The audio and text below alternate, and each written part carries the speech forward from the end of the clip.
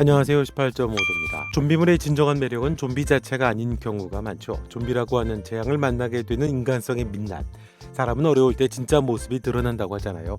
뭐가 문제였는지도 밝혀지게 되고요. 또 좀비라고 하는데 결국 좀비 같은 모습이 인간들 안에 이미 모두 내재돼 있다는 메시지도 전해주죠.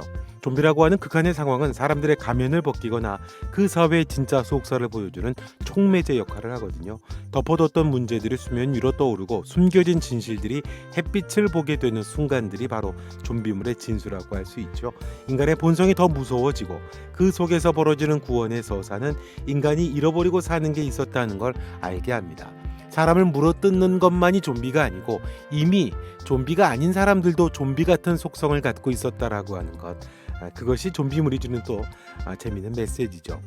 유토피아는 그런 공식을 따라가면서도 조금 흥미로운 그런 코믹 좀비물입니다. 3화까지 시청하면서 특히 눈길을 사로잡은 건 역시 이재윤 일병과 라이노 이병이 보여주는 찰떡같은 케미스트리죠. 강인한 캐릭터로 각인된 라이노 이병역의 임성재 배우가 선보이는 예상치 못한 코믹 연기는 무척 재미있고 압권이네요. 긴장감 넘치는 상황에서도 자연스럽게 녹아드는 코믹 연기가 아주 즐겁게 합니다. 거기에 여자친구에게 매달리는 찌질한 선임 박정민과의 호흡도 아주 환상적이죠. 두 배우 모두 나이 들어서 군대에 입대한 고문관 아닌 고문관이라고 하는 설정이 좀비물의 어떤 긴장감과 균형을 잘 이루는 것 같습니다. 초반에는 여자친구에게 찌질하게 집착하는 재윤이고 또 한심하지만 아이 때문에 할 수 없이 아내가 살아주는 라이노 이병으로만 나오는데요. 겉으로만 보면 좀비라고 하는 재앙을 만나면 극복하거나 또 살아남기가 힘들어 보이는 캐릭터들입니다. 군대라는 시스템에 적응을 못하는 부적응자들로 보이거든요. 하지만 결국 재윤과 라이노가 문제를 해결하면서 성장하겠죠. 아니 어쩌면 성장이라기보다는 가능성 높은 리더라고 하는 게 맞는 표현이 되겠네요.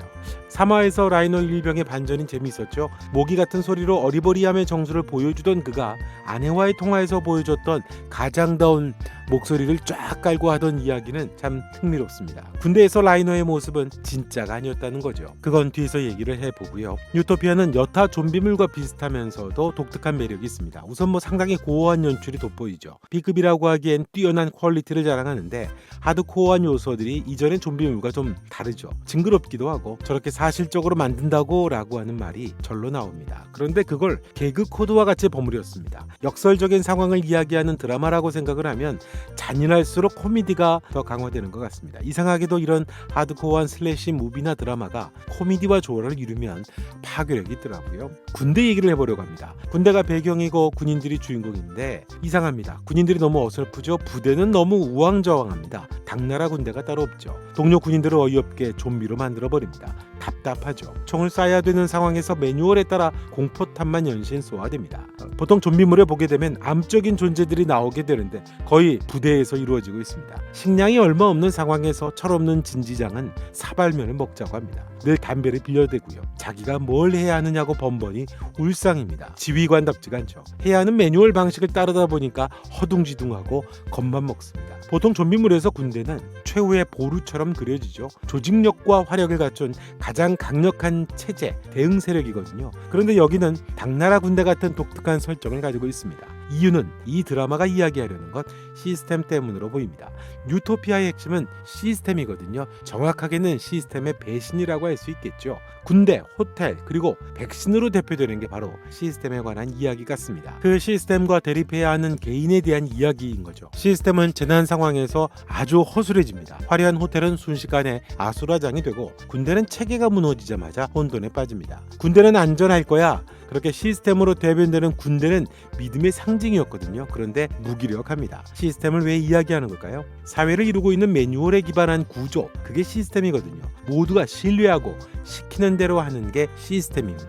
그런데 믿고 따르고 복종하는 그 시스템이 허술한 겁니다. 배신을 하는 거죠. 완벽하게 작동하는 것처럼 보이고 그래서 따라야 하는 게 시스템이었거든요. 그 시스템이 너무 허술하고 개인이 위험해집니다. 이 모든 것의 정점에 백신이 있습니다. 모든 전염병으로부터의 해방을 약속했던 백신인데 이 백신이 도리어 좀비를 만들어내는 원인이 되는 거거든요. 시스템은 허술한 게 아닙니다. 배신을 할 수 있다는 거죠. 파출소에 많은 인파들이 모여들었죠. 파출소가 가장 안전할 거라 믿었기 때문입니다.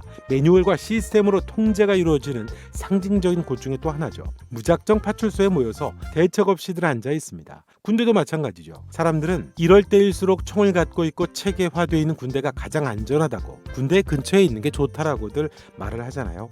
백신도 마찬가지죠. 백신을 맞는다는 건 그건 질병과 전염병으로부터 지켜주는 안전한 장치입니다. 유토피아죠. 가장 안전한 방법입니다. 그런데 백신은 좀비를 만드는 재앙의 근원이 됩니다. 백신을 선전하고 강요하는 사회 시스템은 군대와 비슷한 거죠. 소유와 사회적 지위에 따라 들어오는 사람들이 구분되던 호텔 스카이 라운지의 시스템과도 비슷합니다. 사회 구조가 만들어 놓은 또 다른 백신과 비슷하다는 거죠. 사람들은 어떨까요? 매뉴얼에 익숙해지고 맹신하게 되고 그냥 그대로 따르기만 하면 되죠. 그렇다면 사회적인 좀비와 같다고도 할 수 있겠네요. 사람을 직접적으로 물어뜯지 않을 뿐이지 고기와 피에 반응하는 매뉴얼대로 움직이는 좀비와 그닥 다를 게 없어 보입니다. 군대는 이런 메시지를 전달하는 완벽한 무대인 거죠. 질서 정연한 명령 체계와 훈련된 병사들이 있지만 정작 위기 상황에서는 제대로 된 판단과 대응을 못하는 것으로 나옵니다. 민간인이 들어오면 안 된다는 규정만 반복하다가 정작 내부에서 좀비가 발생하고 어처구니 없이 연이어서 또 다른 병사가 희생됩니다. 상부에 보고하고 지시를 기다리느라고 골든타임을 놓치고 답답해하죠. 생존보다 질서 유지에 집착합니다. 박성욱 진지장이 보여주는 멘붕 상태나 행보관 정상사가 매뉴얼대로 하다가 오히려 상황을 악화시키는 장면들, 그리고 병사들이 우왕좌왕하는 모습은 개인이 의존하는 시스템의 한계를 보여줍니다. 보호장치가 되지 않죠. 안전한 지대가 아닙니다. 시스템이 혼란스러워지면 개인은 무기력해질 수밖에 없죠. 죽느냐 사느냐의 절체절명의 위기에 가게 되는 거죠. 그렇게 믿고 신봉했는데 말이죠. 재미있는 건 라이노 일병의 캐릭터입니다. 부대에서는 고문관 같죠. 나이는 많고 어수룩합니다. 요령만 찾습니다. 부대에서도 답이 없는 인물이었죠. 그런데 재난 상황에서 가장 현명한 판단들을 계속 내렸던 건 또 라이노 이병입니다. 살아남는 방법을 적절하게 제시하는 인물이기도 하고요. 거구의 호텔 셰프가 좀비로 부대원들을 공격할 때 주저없이 대응을 해서 위기를 넘긴 것도 라이노 이병이었죠. 군대라고 하는 시스템에서 루저가 된 약자가 재난 상황에서 상황 판단을 가장 빨리 내리고 방법을 찾는 인물이라고 하는 것, 이 역설이 아주 재밌죠. 아내와 통화할 때 듬직한 가장이자 남편이었다라고 하는 설정은 또 날카로운 비판 지점이죠. 군대에서 어리버리 이병처럼 보였던 것뿐인 겁니다. 라이노는 시스템의 시각으로 그렇게 보이는 거죠. 라이노도 이병으로 그렇게 지내야 하니까 그렇게 지냈던 거죠. 실제로는 그런 개인이 아니었던 겁니다. 공교롭게도 두 사람 모두 늦가기로 군대를 왔습니다. 가장 매뉴얼화가 덜 돼 있었던 걸까요? 좀비들이 본능적으로 움직이듯이 시스템에 종속된 인간들도 결국은 비슷해 보입니다. 매뉴얼대로 움직여야 되는 시스템 속의 개인들이나 좀비들이나 크게 다를 바가 없어 보인다는 거죠. 군대나 호텔, 백신과 같은 시스템에서 개인을 지켜주는 것, 그건 매뉴얼이나 시스템이 아닙니다. 결국 개인이 가진 판단력과 선택, 창의성에서 오는 거죠. 윤리적인 판단과 선택에서 오는 거죠. 그래서 군대가 그토록 엉성한 설정을 가졌던 걸로 보입니다.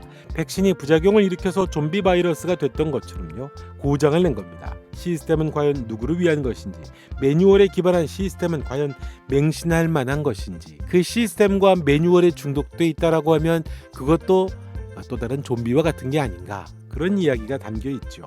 유토피아는 단순한 좀비물을 넘어서는 사회 비평적인 메시지를 담고 있는 드라마 같습니다. 좀비라고 하는 소재를 통해서 인간 사회 맹점을 지적하고 시스템에 종속된 개인이 좀비와 정말 다른가? 라는 질문을 하는 것, 그게 또 포인트고요. 거기에 재윤과 라이노가 전해주는 코믹함이 긴장 어린 이런 질문에 유쾌함으로 답을 하기 때문에 그토록 재밌는 것 같습니다.